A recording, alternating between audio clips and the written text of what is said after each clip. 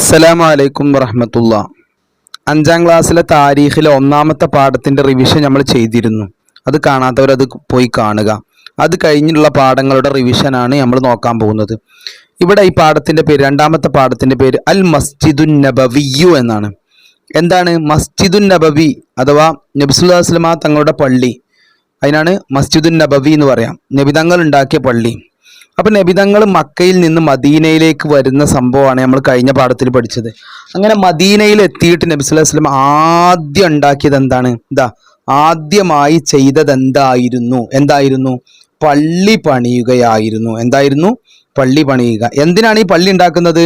മുസ്ലിങ്ങൾക്ക് ഇബാദത്തിനായി ഒത്തുകൂടാൻ, അതുപോലെ ദീന് പഠിക്കാനും നബി സല്ലല്ലാഹു അലൈഹി വസല്ലമയുമായി കാര്യങ്ങൾ പരസ്പരം കൂടിയാലോചിക്കാനൊക്കെയാണ് പള്ളി ഉണ്ടാക്കിയത്. അപ്പോൾ ഇവിടുത്തെ ഒന്നാമത്തെ ചോദ്യം, ആദ്യം എന്താണ് ചെയ്തത്? പള്ളി പണിയുക എന്നതാണ് ഉത്തരം. രണ്ടാമത്തെ ചോദ്യം, ഈ പള്ളി പണിയാൻ ആരാണ് സ്ഥലം കൊടുത്തത്? ആരാണ്? ബനുൻ നജ്ജാർ ഗോത്രക്കാർ. ഈ ബനുൻ നജ്ജാർ ഗോത്രക്കാരാണ് ഏത് സ്ഥലം കൊടുത്തത്? പള്ളി പണിയാനുള്ള സ്ഥലം കൊടുത്തത്. പക്ഷേ നബി സല്ലല്ലാഹു അലൈഹി വസല്ലം തങ്ങൾ എന്ത് ചെയ്തു? വില കൊടുത്തു വാങ്ങുകയാണ് ചെയ്തത്. ആരോ ഈ ബനുൻ നജ്ജാർ ഗോത്രക്കാർ ഫ്രീ ആയിട്ട് കൊടുക്കുമ്പോൾ നബി പറഞ്ഞു അത് വേണ്ട. പിന്നെന്ത് പറഞ്ഞു? അതിന് വില കൊടുത്തു, പൈസ കൊടുത്തിട്ടാണ് വാങ്ങിയത്. ഈ പൈസ ആരാണ് കൊടുത്തത്? പണം നൽകിയത് സിദ്ദീഖ് റളിയല്ലാഹു അൻഹു ആയിരുന്നു. അപ്പോൾ 3 ചോദ്യത്തിന്റെ ഉത്തരം ഇവിടെ പഠിച്ചു. പിന്നെ അതെന്തായിരുന്നു? കാരക്ക ഉണക്കുന്ന ഒരു സ്ഥലമായിരുന്നു. അത്ര ഇമ്പോർട്ടൻ്റ് അല്ല. കാരക്ക ഉണക്കുന്ന സ്ഥലമായിരുന്നു. ആരാണ് കൊടുക്കാൻ തീരുമാനിച്ചത്? ബനുൻ നജ്ജാർ. പൈസ കൊടുക്കാൻ ആരാണ് തയ്യാറായത്? സിദ്ദീഖ് റളിയല്ലാഹു അൻഹു. പഠിച്ചു. അടുത്തത്, ഈ പള്ളിന്റെ പ്രത്യേകത എന്താ? സ്വഹാബികൾ കല്ലുകളും മണ്ണും ശേഖരിച്ച് പള്ളി നിർമ്മാണം ആരംഭിച്ചു. എന്തൊക്കെയാണ്? കല്ലുകള്, മണ്ണ് ശേഖരിച്ചിട്ടാണ് അവർ പള്ളി എന്ത് ചെയ്തത്? നിർമ്മിച്ചത്. ഇനി നബി സല്ലല്ലാഹു അലൈഹി വസല്ലമ തങ്ങൾ എന്ത് ചെയ്തു? നബി സല്ലല്ലാഹു അലൈഹി വസല്ലമ തങ്ങളും കല്ലുകൾ ചുമക്കുകയും നിർമ്മാണത്തിൽ നേതൃത്വം നൽകുകയും ചെയ്തു. അപ്പോൾ നബിയാണ് ഇതിന്റെ നേതൃത്വം നൽകിയത്. പക്ഷെ നബി ഇങ്ങനെ പണി കണ്ട് മാറി നിൽക്കുകയല്ല, മറിച്ച് നബി തങ്ങളും കൂടി എന്ത് ചെയ്തു? നബി സല്ലല്ലാഹു അലൈഹി വസല്ലമ തങ്ങളും കൂടി ഈ പള്ളിയുടെ പണിയിൽ പണിയെടുക്കാൻ കൂടിയിരുന്നു. എന്താ നബി തങ്ങൾ ചെയ്തത്? കല്ലുകൾ ചുമക്കുകയും നിർമ്മാണത്തിന് നേതൃത്വം നൽകുകയും ചെയ്തു. ഇനി ഇവിടെ ഇത് പൂരിപ്പിക്കാൻ വരും, ഇത് കാണാതെ പഠിക്കണം. അല്ലാഹുമ്മ ലാ ഐഷ ഇല്ലാ ഐഷുൽ ആഖിറ ഫഗ്ഫിർ ലിൽ അൻസാരി വൽ മുഹാജിറ. അല്ലാഹുവേ, പരലോക ജീവിതമല്ലാതെ മറ്റൊരു ജീവിതവും ഇല്ല, അൻസാറുകൾക്കും മുഹാജിറുകൾക്കും പുറത്തു കൊടുക്കണമേ. അങ്ങനെ നബി സല്ലല്ലാഹു അലൈഹി വസല്ലം തങ്ങൾ എന്ത് ചെയ്തു? ദുആ ചെയ്തു. പിന്നെ ഈ പാഠത്തിൽ പ്രധാനപ്പെട്ടത് എന്താണ്? എല്ലാവരും ഇഖ്ലാസോടെ ഒരേ ലക്ഷ്യത്തിനായി പ്രവർത്തിച്ചു. കല്ലും മണ്ണും ഉപയോഗിച്ചുള്ള ചുമരുകൾ. എന്തായിരുന്നു പള്ളിയുടെ നിർമ്മാണത്തിൽ വേണ്ടത്? കല്ലും മണ്ണും ഉപയോഗിച്ചുള്ള ചുമര്. അപ്പൊ ചുമരൊക്കെ കല്ലും മണ്ണും. ഈന്തപ്പനയുടെ മേൽക്കൂരയുമായിരുന്നു പള്ളിക്കുണ്ടായിരുന്നു. അപ്പൊ പള്ളിയുടെ രൂപങ്ങൾ ഏകദേശം മനസ്സിൽ കാണുക. കല്ലും മണ്ണും ഉപയോഗിച്ച് ചുമര്, ഈന്തപ്പനയുടെ മേൽക്കൂരയുമായിരുന്നു പള്ളിക്കുണ്ടായിരുന്നത്. അതും പഠിച്ചു. പിന്നെ പള്ളിയുടെ പ്രത്യേകത എന്താ? പള്ളി നിസ്കരിക്കാൻ വേണ്ടി മാത്രമല്ല, പിന്നെ അതൊരു വിജ്ഞാന കേന്ദ്രം, കോടതി, കൂടിയാലോചനാ ഭവനം, പിന്നെ പ്രതിനിധി സംഘങ്ങളെ സ്വീകരിക്കാനുള്ള സ്ഥലം തുടങ്ങി മദീനയിലെ ഇസ്ലാമിക കേന്ദ്രം കൂടിയായിരുന്നു പള്ളി. അപ്പൊ 4 കാര്യത്തിനാ. നിസ്കരിക്കാൻ മാത്രമല്ല, പിന്നെ വിജ്ഞാന കേന്ദ്രം, കോടതി, കൂടിയാലോചനാ ഭവനം, പ്രതിനിധി സംഘങ്ങളെ സ്വീകരിക്കൽ. ഈ 4 കാര്യത്തിനും കൂടി ഈ പള്ളി എന്തായിട്ടുണ്ട്? ഉപയോഗിച്ചിട്ടുണ്ട്. ഇനി ഈ പാഠത്തിൽ പ്രധാനപ്പെട്ടത് നോക്കുക, ചോദ്യങ്ങൾ. മദീനയിൽ നബി സല്ലല്ലാഹു അലൈഹി വസല്ലം ആദ്യമായി ചെയ്തത് എന്തായിരുന്നു? പള്ളി നിർമ്മിക്കുകയായിരുന്നു. ഡാഷ് ഡാഷ് ഉപയോഗിച്ചാണ് പള്ളി ഉണ്ടാക്കിയത്. എന്താണ്? കല്ലും മണ്ണും ഉപയോഗിച്ച്. അടുത്ത, മസ്ജിദുൻ നബവി ഉണ്ടാക്കിയ സ്ഥലം ദാനമായി നൽകിയ തയ്യാറായത് ആരാണ്? ബനുൻ നജ്ജാർ ഗോത്രക്കാർ. മസ്ജിദുൻ നബവി നിസ്കാരത്തിന് പുറമെ എന്തൊക്കെ കാര്യങ്ങൾക്കാണ് അന്ന് ഉപയോഗിച്ചത്? 4 കാര്യങ്ങൾ നമ്മൾ പറഞ്ഞു. പള്ളിയുടെ നിർമ്മാണത്തിൽ നബി സല്ലല്ലാഹു അലൈഹി വസല്ലം എങ്ങനെയാണ് പങ്കെടുത്തത്? അത് വളരെ പ്രധാനപ്പെട്ടതാണ് കേട്ടോ. കല്ലുകളും ചുമക്കുകയും നിർമ്മാണത്തിന് നേതൃത്വം നൽകുകയും ചെയ്തു. ഇനി നമ്മൾ മൂന്നാമത്തെ പാഠത്തിലേക്ക് പോവാം. മുഹാജിറുകളും അൻസ്വാറുകളും അല്ലേ? മുഹാജിറുകൾ എന്ന് പറഞ്ഞാൽ മക്കയിൽ നിന്ന് മദീനയിലേക്ക് വന്നവരാണ് മുഹാജിറുകൾ. അൻസാറുകൾ പറഞ്ഞാൽ മദീനത്തിൽ പണ്ടേ ഉള്ള ആൾക്കാരാണ് അൻസാറുകൾ. അപ്പോൾ ഈ പാഠത്തിൽ ആദ്യമായി പഠിക്കാനുള്ളതാണ്, നബി സല്ലല്ലാഹു അലൈഹി വസല്ലം മുഹാജിറുകളെയും അൻസാറുകളെയും ഒരുമിച്ച് കൂട്ടി അള്ളാഹുവിൻ്റെ മാർഗത്തിൽ പരസ്പരം സഹോദരങ്ങളാക്കി. അപ്പം നബി എന്താ ചെയ്തത്? അൻസാറുകളെയും അതുപോലെ മുഹാജിറുകളും പരസ്പരം ഒരുമിച്ച് കൂട്ടി സഹോദരങ്ങളാക്കി.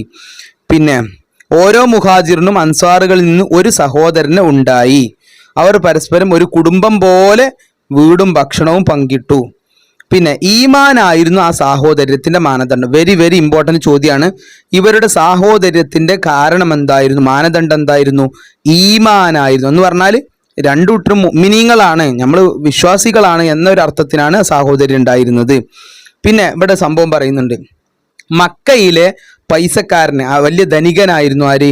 അബ്ദുറഹ്മാൻ ബിൻ ഔഫ് റളിയല്ലാഹു അൻഹു. ഈ അബ്ദുറഹ്മാൻ ബിൻ ഔഫ് റളിയല്ലാഹു അൻഹു മക്കയിൽ നിന്ന് എവിടേക്ക് വന്നു? മദീനയിലേക്ക് വന്നു. അപ്പൊ മദീനയിലെ ഏറ്റവും വലിയ പണക്കാരനാണ് ആര്? സഅദ് ബിൻ റബീഅ റളിയല്ലാഹു അൻഹു.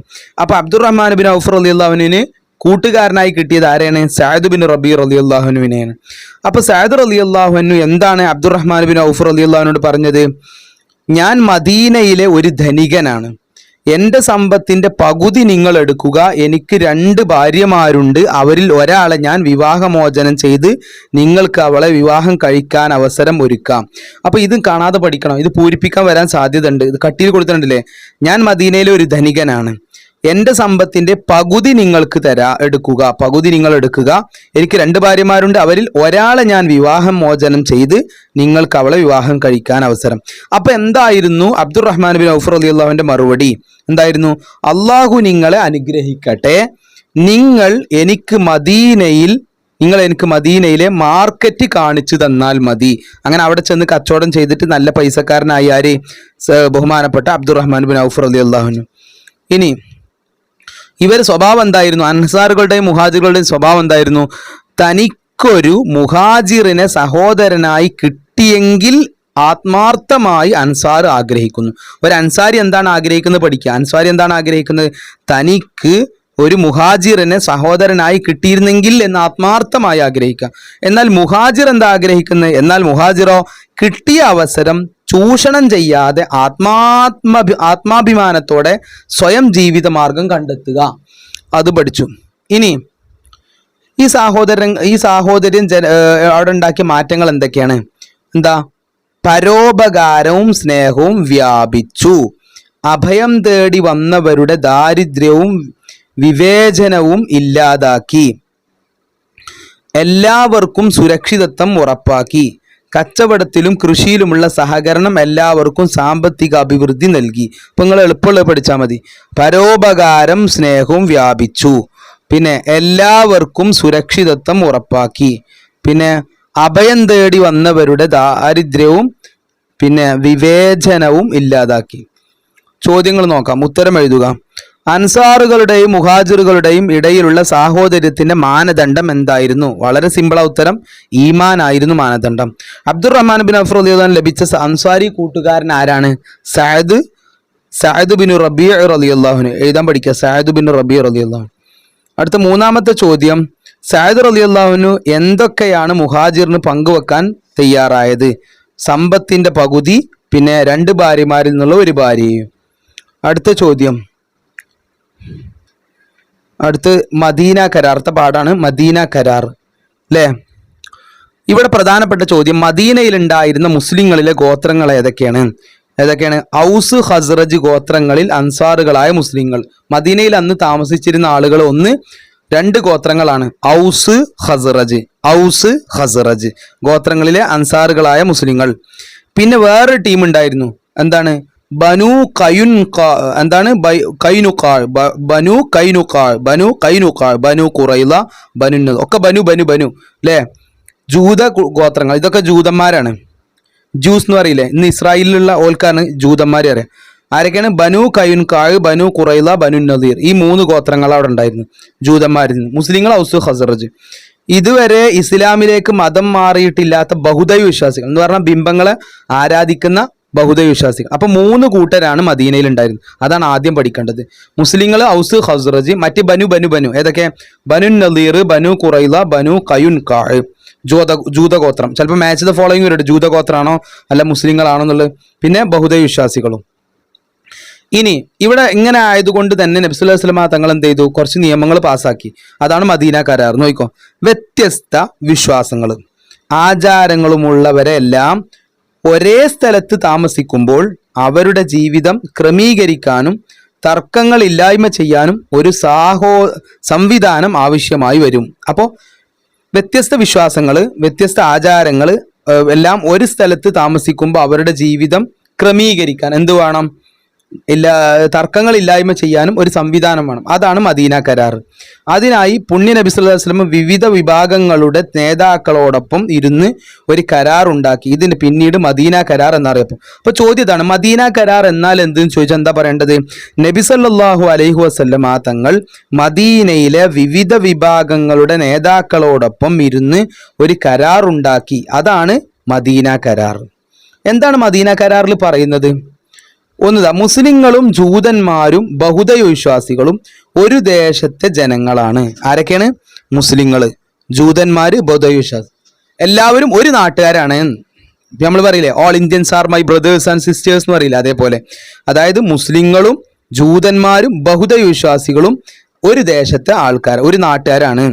പിന്നെ ഓരോരുത്തർക്കും അവരുടേതായ മതങ്ങളുണ്ട്. ഇപ്പൊ നമ്മൾ മുസ്ലിങ്ങളാണെങ്കിൽ അപ്പുറത്ത് എന്താണ് ജൂതമതം വിശ്വസിക്കുന്നവരുണ്ട്, പിന്നെ ബിംബാരാധന വിശ്വസിക്കുന്ന, അങ്ങനെയൊക്കെ ഉണ്ട്. പിന്നെ മദീനയെ സംരക്ഷിക്കുക എന്ന എല്ലാവരുടെയും കടമയാണ്. എല്ലാവരും എന്താണ് നമ്മുടെ ഇപ്പോൾ നമ്മളെല്ലാവരും എന്താണ് ഇന്ത്യയെ രക്ഷപ്പെടുത്തൂലേ, ഇന്ത്യയെ സംരക്ഷിക്കുക എന്നുള്ള നമ്മളെല്ലാവരുടെയും കടമയാണ്. അതേപോലെ മദീന സംരക്ഷിക്കുക എന്നുള്ള എല്ലാവരുടെയും കടമയാണ്. മദീന നിവാസികൾ ആരും മറ്റുള്ളവരാൽ ആക്രമിക്കപ്പെടാൻ പാടില്ല. വേറെ രാജ്യക്കാർ വന്നിട്ട് നമ്മൾ ആക്രമിക്കാൻ പാടില്ല. അവർ ഒരു അക്രമിയെയും സഹായിക്കാനും പാടില്ല. അതായത് മദീനക്കാരെന്ത് ചെയ്യാൻ പാടില്ല? ഒരു അക്രമിയെയും സഹായിക്കാനും പാടില്ല.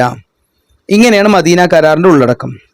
ഇനി ഇവിടെ ചോദ്യം, അങ്ങനെ മദീന സുരക്ഷിതത്വം നിറഞ്ഞ ഒരു സ്ഥലമായി മാറി. അപ്പൊ ചോദ്യം ഇതാണ്, മദീന കരാറ് കൊണ്ട് എന്താണ് ഉണ്ടായത്?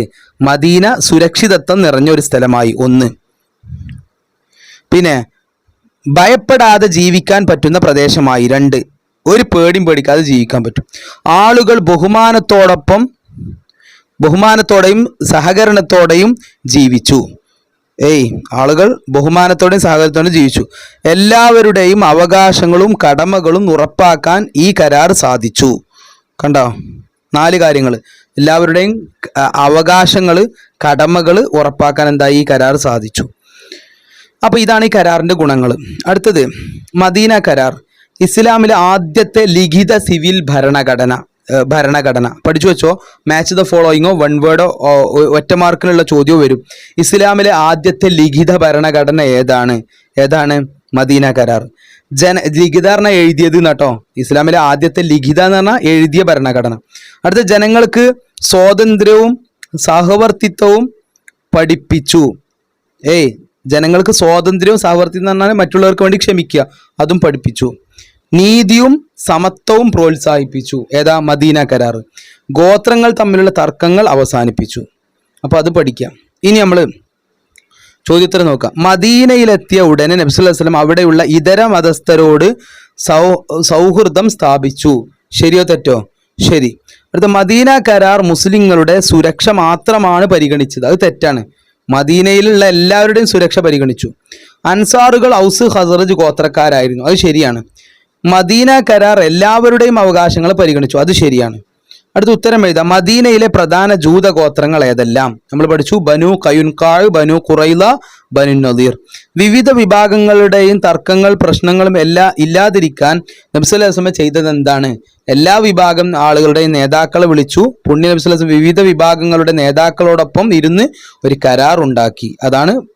പിന്നെ മദീന കരാർ കൊണ്ടുണ്ടായ പ്രധാന നേട്ടങ്ങൾ എന്തെല്ലാം? 4 എണ്ണം ഉണ്ട്. അതിൽ 3 എണ്ണമെങ്കിലും പഠിക്കുക അല്ലേ? ഏറ്റവും എളുപ്പമുള്ള പഠിച്ചോളൂ. എന്താണ്? ബഹുമാനത്തോടെയും സഹകരണത്തോടെയും ജീവിച്ചു. ആളുകൾ ബഹുമാനത്തെയും സഹകരണത്തോടെയും ജീവിച്ചു. എല്ലാവരുടെയും അവകാശങ്ങൾ, കടമകളും ഉറപ്പാക്കാൻ ഈ കരാർ സാധിച്ചു. എല്ലാവരുടെയും അവകാശങ്ങളും കടമകളും ഉറപ്പാക്കാൻ. പിന്നെ മദീന സുരക്ഷിതത്വം നിറഞ്ഞ സ്ഥലമായി. പിന്നെ ഞാൻ പറഞ്ഞതല്ലാത്ത ഈ അടിവരട്ട ഭാഗങ്ങളൊക്കെ പഠിക്കണം കേട്ടോ. അവിടെ ചോദ്യമില്ലാത്ത കുറേ ഭാഗങ്ങളുണ്ട് ഞാൻ പറഞ്ഞത്. അപ്പോൾ അത് നിങ്ങൾ എന്ത് ചെയ്യുക? നന്നായി പഠിക്കുക. ഇൻഷാ അള്ളാ എല്ലാവർക്കും താരീഖ് എളുപ്പമാവട്ടെ. 5ാം ക്ലാസ്സിലെ താരീഖ് കുറച്ച് പണിയുള്ളതാണ്, പക്ഷെ നന്നായി പഠിക്കണം. ഞാനീ പറഞ്ഞതുപോലെ പോയിന്റ് മാത്രം പഠിച്ചു പോയാൽ മതി. പിന്നെ അടുത്ത പാഠം 6ാമത്തെ പാഠം ഇൻഷാ അള്ളാ നമുക്ക് അടുത്ത വീഡിയോ